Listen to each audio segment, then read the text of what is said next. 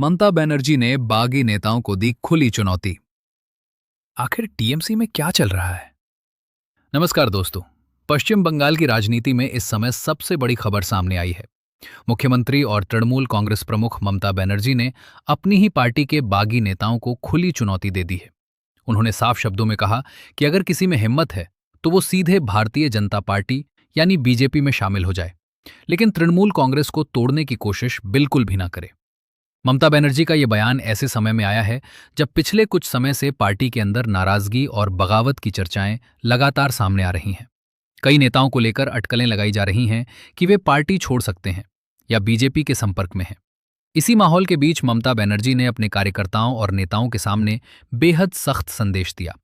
ममता बनर्जी ने कहा कि अगर कोई व्यक्ति तृणमूल कांग्रेस में रहकर पार्टी के खिलाफ काम कर रहा है तो उसे ऐसा नहीं करना चाहिए।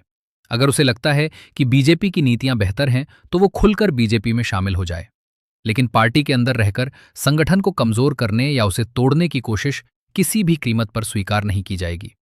उन्होंने ये भी आरोप लगाया कि कुछ लोग बीजेपी के इशारे पर काम कर रहे हैं और तृणमूल कांग्रेस को नुकसान पहुंचाने की कोशिश कर रहे हैं। ममता बनर्जी ने कहा कि ऐसे लोगों की पहचान पार्टी अच्छी तरह कर रही है और संगठन उनके इरादों को सफल नहीं होने देगा। अपने संबोधन में ममता बनर्जी ने यह भी कहा कि तृणमूल कांग्रेस किसी एक नेता की वजह से नहीं बनी है। ये पार्टी लाखों कार्यकर्ताओं के संघर्ष और जनता के भरोसे पर खड़ी हुई है।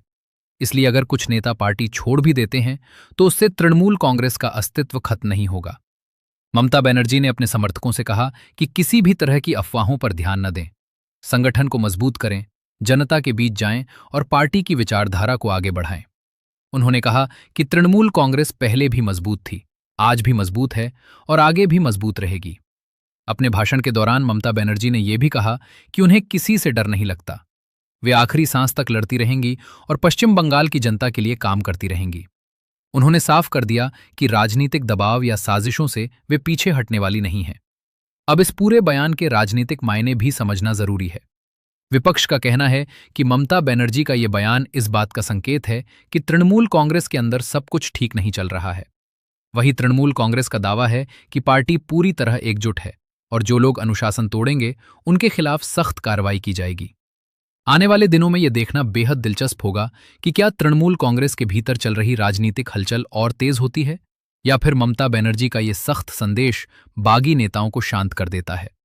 फिलहाल इतना जरूर कहा जा सकता है कि ममता बनर्जी ने अपने विरोधियों और बागी नेताओं को बिना किसी झिझक के सीधी चेतावनी दे दी है।